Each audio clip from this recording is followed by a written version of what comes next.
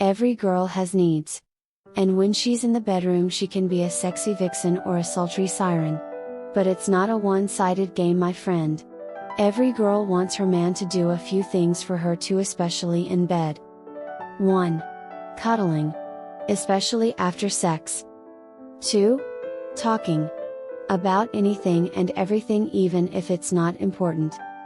3. Or talking dirty works too. Wink. 4. Say her name. Yes, she like hearing it especially in bed. 5.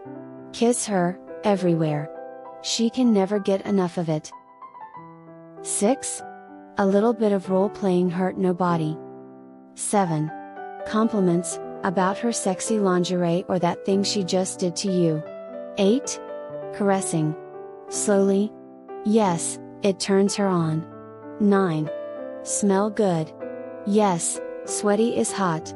But she also love it when you smell great, especially with her favorite scent. 10. Take control. She still find that really hot in bed. 11. Tease.